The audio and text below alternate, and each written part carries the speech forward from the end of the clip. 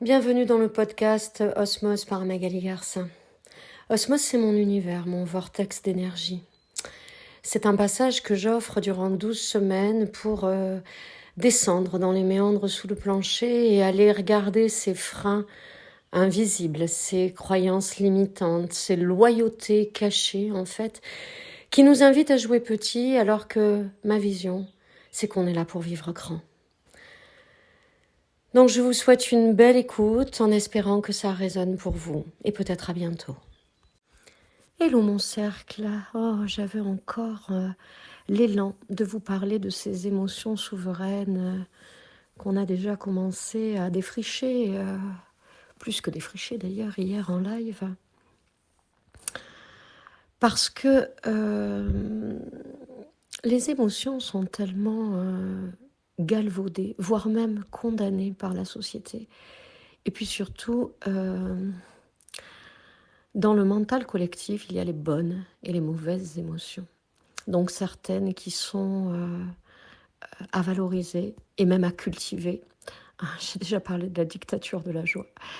Et d'autres qu'il faut absolument tarir. Ça n'est pas politiquement correct de laisser se manifester les peurs, la tristesse, la colère, etc.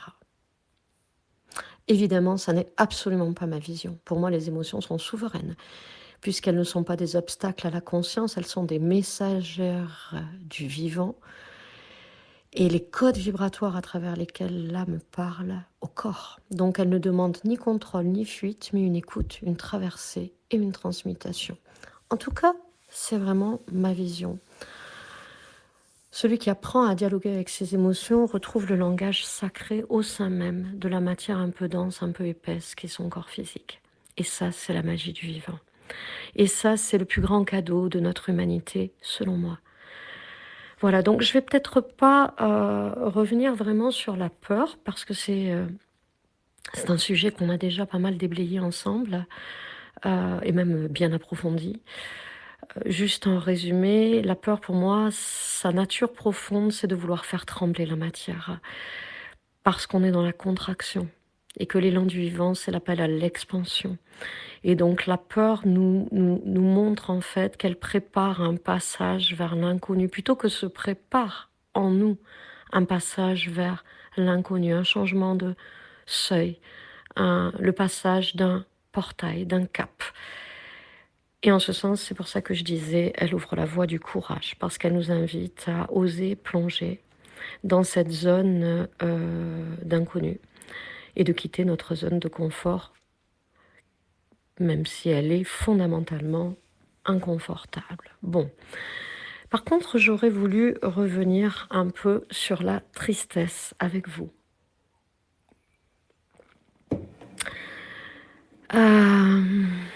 La tristesse, on l'a vu hier, c'est donc pour moi le chant de l'amour qui est castré, bridé, empêché.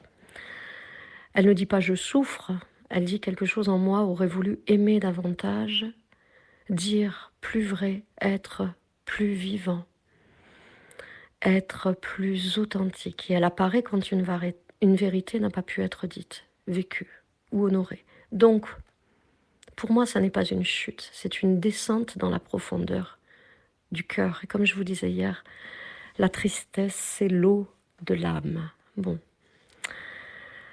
C'est une porte d'amour, en fait, qui nous relie à notre vérité, à notre sensibilité, à notre capacité d'aimer sans mesure.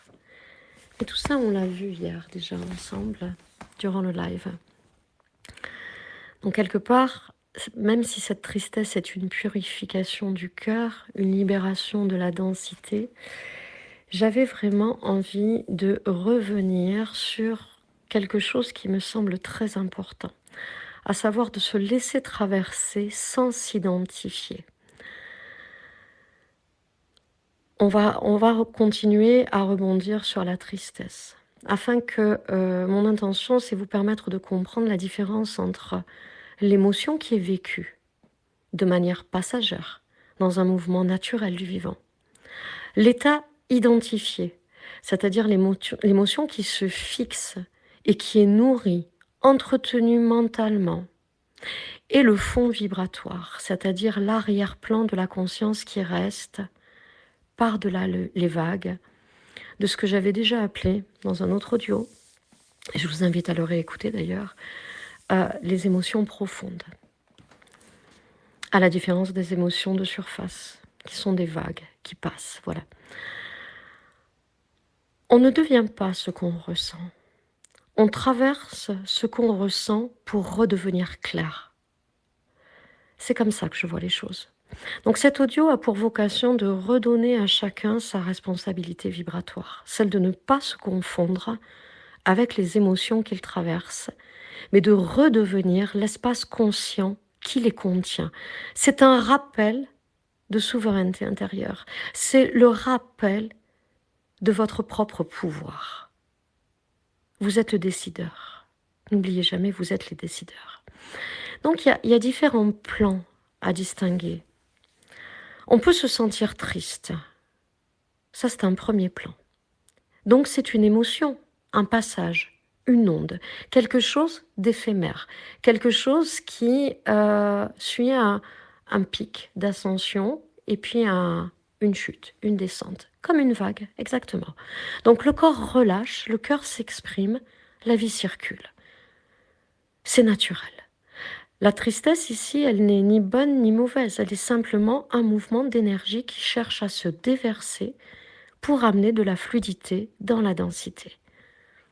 Parce qu'on s'est contracté, à pas pouvoir être honoré dans ce que l'on avait à donner, depuis ce qu'il y a de plus vrai, de plus pur en nous. C'est pour ça que je disais que quelque part, c'est quand une vérité n'a pas pu être posée, que cette contraction génère de la tristesse. Donc voilà, le premier plan, se sentir triste, on le traverse tous, on l'a tous traversé, on le traversera tous encore. C'est normal, c'est fondamentalement humain. Notre sensibilité est un cadeau. Mais il y a un autre plan, c'est être triste. Et ça, c'est déjà un état. C'est plus du tout la même chose. Parce que là, on commence à croire que je suis ça.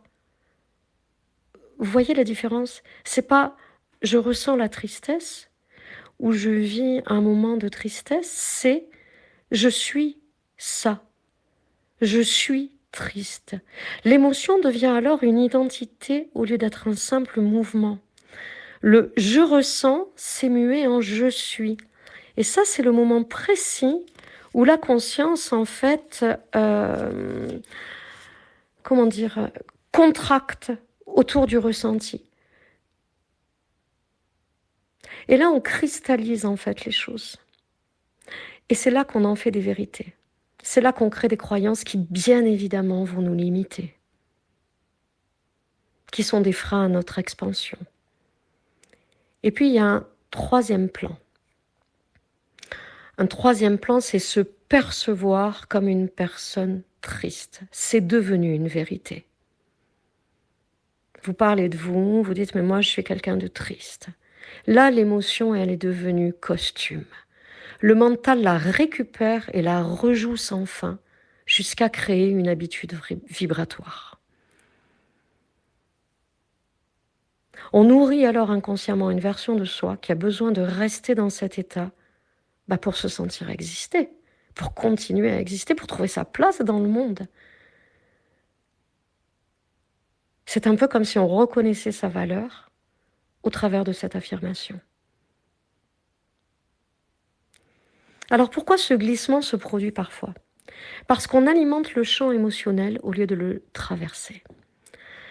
Chaque fois qu'on rejoue les archives du passé, les rejets, les abandons, les trahisons, les humiliations, les injustices, blablabla, on réactive la mémoire vibratoire de ces blessures. Ces mémoires ne demandent pas qu'on les comprenne, mais qu'on les laisse circuler. Ce sont des mémoires énergétiques. Sans quoi, c'est comme rallumer un feu qu'on dit vouloir éteindre. Or, le corps, lui, veut libérer. Le mental, il veut comprendre. Et l'ego, il veut justifier. Donc, ce conflit interne qui se crée entretient la tristesse, tout comme il entretient la colère, la peur, la culpabilité, la honte, etc. Car c'est le même mécanisme, en fait. Lorsqu'on s'identifie à une émotion, on en devient prisonnier. Elle nous emmure, elle nous enferme, elle nous limite complètement et elle conditionne notre relation au monde. Elle pose en fait des lunettes sur la vision que l'on va poser sur le monde et donc sur la réalité qu'on va créer. Le réflexe alors inconscient, ça devient je souffre, donc j'existe.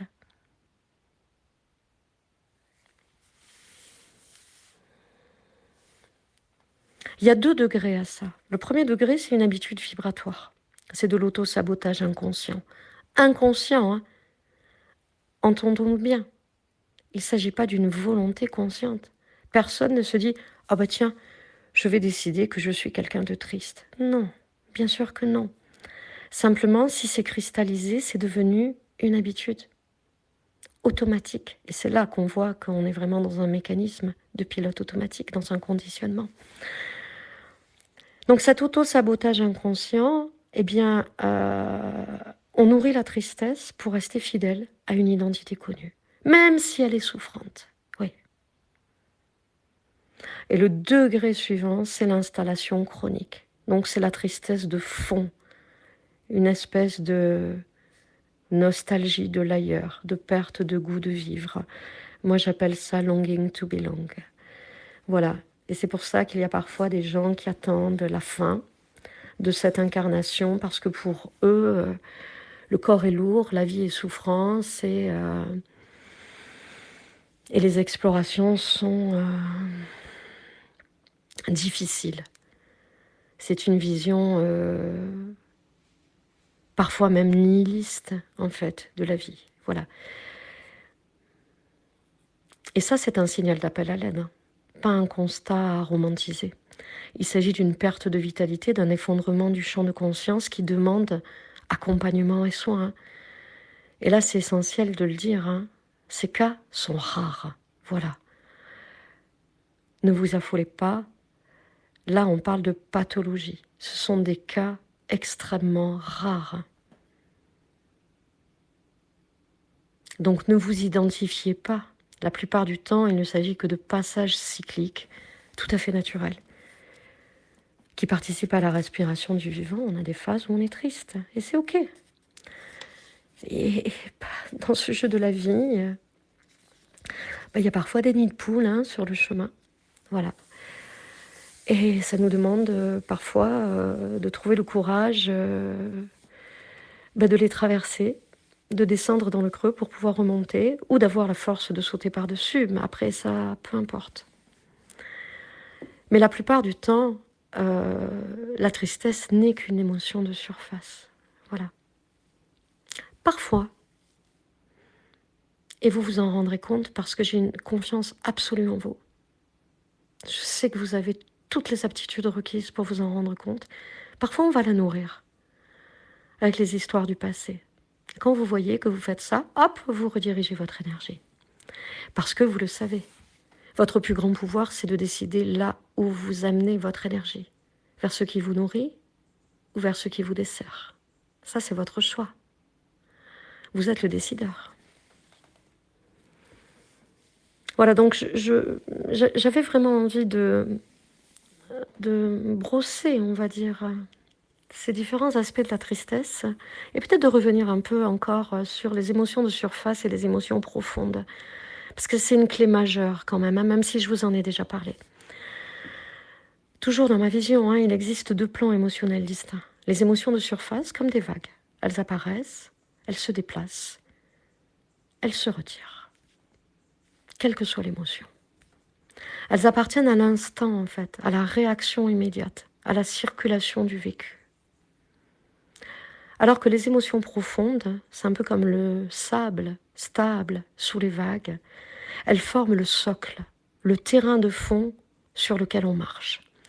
Ce sont les grandes nappes vibratoires qui colorent notre perception du monde. C'est ce que j'appelle l'arrière-plan émotionnel. Et on peut tout tenir. On peut vivre une situation triste à un moment donné et accueillir cette émotion de surface qu'est la tristesse. Mais en arrière-plan, on est toujours heureux de vivre. On est toujours dans la gratitude de traverser cette aventure humaine. Ça, c'est une grande intelligence émotionnelle. Ça, c'est une grande autonomie. Ça, c'est votre pouvoir aussi, de vous dire, ok, je suis triste, je suis en colère, ou blablabla, j'ai le droit. Mais ça ne vient pas, en fait, déstabiliser celle que je suis profondément. La question n'est pas toujours pourquoi je ressens ça maintenant, mais plutôt quelle émotion profonde est présente en moi depuis longtemps. Parce que les émotions de surface, elles vont, elles viennent. C'est le flux et le reflux, c'est le mouvement des marées. Mais les émotions profondes, elles sont stables. On peut ressentir une vague de tristesse tout en sachant qu'en arrière-plan, on est heureux dans sa vie. Et là, tout s'équilibre. La tristesse ne devient pas une identité, mais un passage, à un moment, quelle que soit la durée, un moment. C'est un mouvement de vie, non une définition de soi. Là où cet arrière-plan émotionnel est un indicateur de l'état de conscience dominant. Le reconnaître, c'est reprendre sa direction intérieure. C'est savoir que même dans les pires tempêtes, je tiens mon axe. Je reste droite. Je garde mon alignement. Même s'il y a des moments où ça me donne le vertige, ces émotions de surface, même s'il y a des moments où j'ai l'impression que c'est un effondrement. Une fois la vague émotionnelle passée, la vague, je sais que je suis là. Et je suis en sécurité en moi. Et ne pas reconnaître, en fait, cet arrière-plan, ne pas identifier quelle émotion profonde nous soutient, la nier quelque part au profit des émotions de surface en se disant « Ah oui, non, mais moi, je veux juste me laisser porter par les vagues. » Sans oser prendre, je dirais, son courage à deux mains, sa responsabilité lucide pour aller regarder fondamentalement ce qui nous habite émotionnellement. C'est une manière de le nier. Et le déni de ça, c'est rester ballotté par les vagues de surface sans comprendre jamais d'où elles viennent, en fait. C'est ça. Et observez que la vie bouge au-dessus, mais que le sol lui reste calme. C'est renforcer sa sécurité intérieure. C'est reconnaître son potentiel. C'est s'autoriser à avoir une totale confiance en soi. Vous pouvez dire, je vois la vague, mais je suis l'océan. Je traverse la tristesse, mais je ne suis pas la tristesse. Quand elle se présente, par exemple. Et sentir que le mouvement se calme de lui-même sans effort. Et ces tout petits réflexes d'ancrage, en fait, ça vient restaurer la stabilité vibratoire, voilà. On peut dire je traverse ce que je ressens, mais je ne deviens pas ce que je traverse. Car en vérité, je suis l'espace stable, lumineux, qui contient toutes les vagues.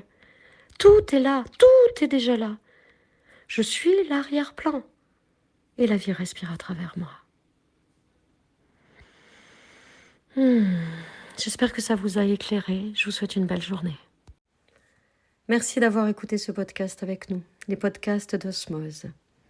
Osmose, c'est mon univers, ma vision, ma réalité que je vous partage ici, pour vous permettre d'aller là où vous devez aller, vous autoriser à aller là où vous voulez aller. Et si ça résonne en vous, n'hésitez pas à vous rapprocher de nous. Vous avez toujours depuis le site matière à en savoir plus ou à me contacter directement.